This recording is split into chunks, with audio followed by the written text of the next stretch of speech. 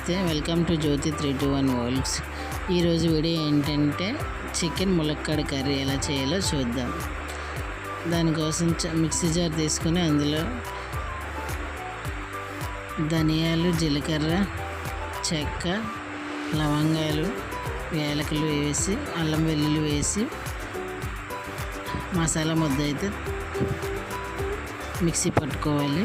తర్వాత స్టవ్ వెలిగించి ఒక కళాయి పెట్టి కొద్దిగా ఆయిల్ వేసి ఉల్లిపాయ ముక్కలు, పచ్చిమిరపకాయలు వేసి ఫ్రై చేసుకోవాలి.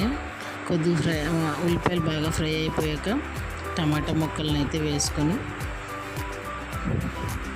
వేగనివ్వాలి. టమాటాలు బాగా వేగిపోయాక మనం శుభ్రంగా కడుక్కొని పక్కన పెట్టుకున్న చికెన్ అయితే అందులో వేసుకోవాలి.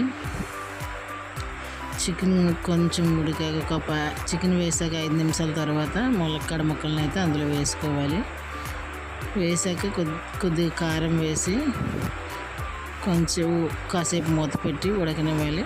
ఒక 5 నిమిషాలు ఉడికాక అప్పుడు మనం మసాలా ముద్దని అందులో వేసుకొని మొత్తం కలిపేలా మొత్తం మసాలా ముద్ద ముక్కలకు పట్టేలా కలుపుకోవాలి. కలిపిన తర్వాత కొద్దిగా వాటర్ వేసి చికెన్ అయితే ఉడకనివ్వాలి.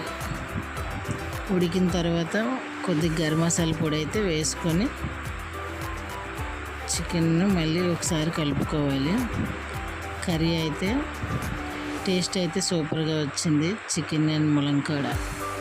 నా వీడియో మీకు నచ్చినట్లయితే ప్లీజ్ సబ్స్క్రైబ్ చేసుకోండి, లైక్ చేయండి, షేర్ చేయండి, అలాగే కామెంట్ కూడా చేయండి. Okay, bye.